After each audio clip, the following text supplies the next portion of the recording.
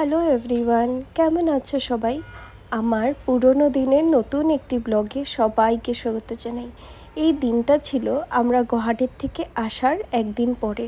যেদিন এসেছি সেদিন তো শরীরের অবস্থা খুবই বাজে ছিল। সেদিন তো আর এত টায়ার্ড ছিলাম, সারা রাত তো ঘুম নেই, খাওয়া নেই। তারপরের দিন এসে আর কোনো শরীরে ব্লক করার মতন অবস্থা ছিল না। তবে বিকেলবেলা বাজার গেছিলাম, নাকি বাড়িতে কিছুই ছিল না, ওই একটু টুকটাক সবজি বাজার করার জন্য। সিদ্ধার্থ সকাল সকাল কলেজ চলে গেছে, আমিও লেগে পড়েছিলাম আমার কাজেই।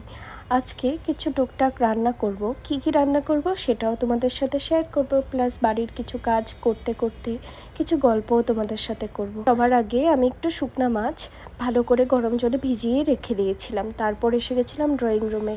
টেবিলটার উপরে এত ধুলা পড়েছিল, ওটা আগে মুছে নিয়ে তারপর একে একে আমি ড্রয়িং রুমের সব কিছু কাজ গুটিয়ে নিচ্ছিলাম।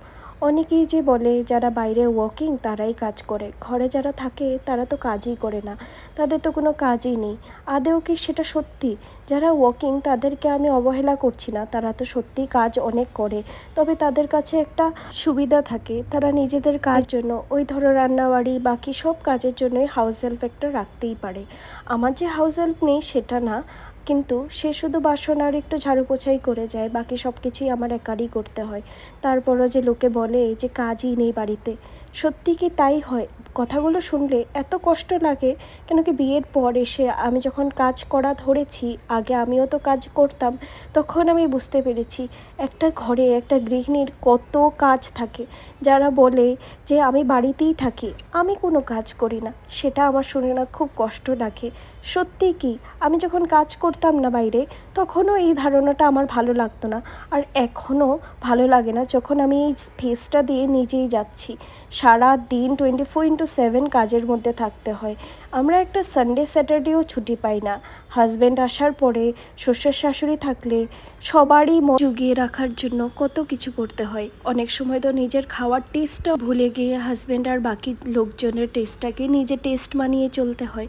তারপরও কিন্তু এক হাউসওয়াইফ কোনো দিন কোনো অভিযোগই করে না। সোসাইটির মানুষের ধারণা তারা তো কিছুই করে না, আর তারাও নিজেরা মেনে নেয় সত্যি আমরা তো কিছুই করি। আর যারা চাকরির সাথে সাথে বাড়ির কাজও একা হাতে সামলায়, তাদেরকে তো আমি দশভুজা দুর্গার সম্মান দিব।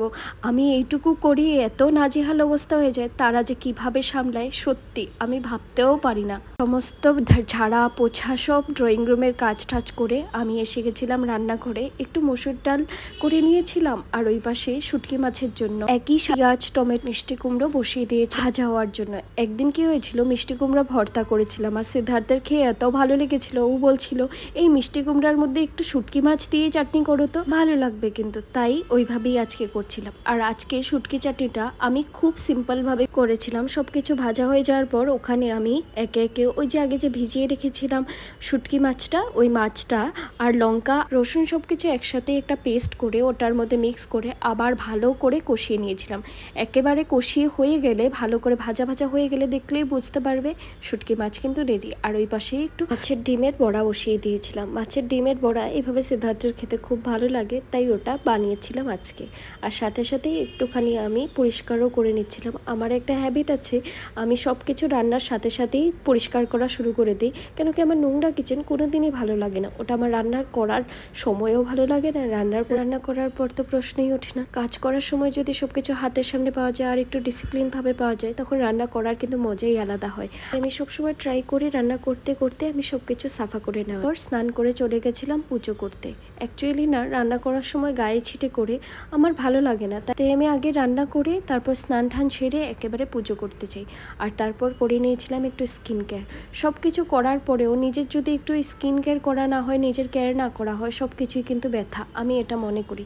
তাই সব কিছু শেষে নিজেকে একটু যত্ন করাটা খুবই দরকারি। কেন কি লাস্টে আমাদের শরীর আমাদের সব থেকে বড় প্রপার্টি। শরীর ভালো না থাকলে লাইফে যত কিছুই থাকুক না কেন সব কিছুই ব্যথা। যে ক্রিমটা ইউজ করছি না ওটা পিলগ্রিমের একটা ক্রিম। ক্রিম, যেটার মধ্যে সানস্ক্রিম আর ময়শ্চারাইজার একসাথেই থাকে, যেটার জন্য এক্সট্রা করে আর সানস্ক্রিম ইউজ করার দরকার পড়ে না। আর আজকাল যে গরম পড়েছে, সানস্ক্রিম তো মাস্ট দিনের স্কিন কেয়ার রুটিনে। আর এই পাশে সিদ্ধার্থ এসে গেছিলো, তাই ওকে আমি প্রসাদে যে ঠাকুরকে আমটা দিয়েছিলাম, ওই আমটাই ওকে দিচ্ছিলাম। তারপর ও আমাকে বললো একটু জাম মাখা খাবে, তারপর আবার ওর জন্য জামও একটু মাখা করে নিয়ে এসেছিলাম। এই সিজনে জাম খেতে কার না ভালো লাগে, আমাদের দুইজনের খুব জাম পছন্দ, তো জাম আনলেই আমরা মাখা করি, এভাবেই খাই। আর তারপরে একটু পরে বসে পড়েছিলাম লাঞ্চ করতে। সিদ্ধার্থ ওর প্রিয় প্রিয় খাবারগুলো আজকে দেখে এত খুশি ছিল, সাথে সাথেই আমি ভাত বাড়ার আগেও ডিমের বড়া খাওয়া শুরু করে দিয়েছিল। তারপর আমি স্টার্ট করেছিলাম ওই শুটকি চাটনিটা দিয়ে, তাই ভাবছিলাম ওকে এক গ্রাস খাইয়ে দেখি কেমন লাগে, ওই রিভিউটা দেখ। তোমরা ওর এক্সপ্রেশন দেখে বুঝতেই পারছো চাটনিটা কিন্তু ভালো হয়েছিল। তোমরাও এভাবে ট্রাই করে দেখো, আর ভালো লাগলে আমাকে কিন্তু কমেন্টে জানি। ব্লগটা ভালো লাগলে লাইক করে দিচ্ছেও আর ফলো করতে ভুলো না। দেখা হবে পরের একটা ব্লগে। টাটা।